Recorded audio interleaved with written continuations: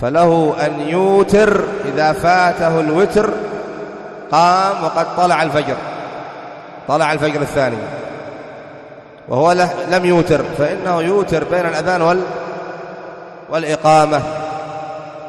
فإذا يجوز أن يصلي الوتر في هذا الوقت بعد طلوع الفجر، ثم يصلي ركعتي السنة، سنة الفجر. فهذا قد جاء عن ماذا بارك الله فيكم، قد جاء عن بعض السلف أنهم أوتروا بعد طلوع الفجر، أوتروا بعد طلوع الفجر. ولهذا يعني ماذا قد تفوته أيضا صلاة الليل، يعني ممن كان يصلي الليل ففاته ذلك، فلا بأس يصلي ركعتين ثم يوتر بركعة أو بثلاث، فلا بأس إذا فاته وكان من عادته أنه يصلي الليل فقام وإذا بالفجر الثاني قد طلع، فيصلي ركعتين من صلاة الليل ثم يوتر، ثم يصلي ركعتي السنة، سنة الفجر.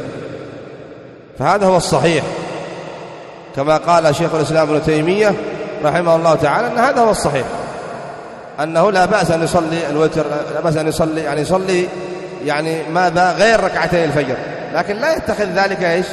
لا يتخذ ذلك سنة، لا يتخذ ذلك سنة. قلنا إذا فاته الوتر يصليه، إذا فاته قيام الليل أو صلاة الليل يصليها، لكن أنه يتخذ ذلك سنة، أنه يصلي تطوعا ويجعل ذلك سنة يوميا أو دائما وهو يصلي، لا، لأن هذا خلاف السنة. نعم، لكن إذا كان في بعض الأحيان فاته قيام الليل أو فاته الوتر فإنه لا بأس أن يصليه بعد طلوع الفجر الثاني ثم يصلي ركعتي سنة الفجر.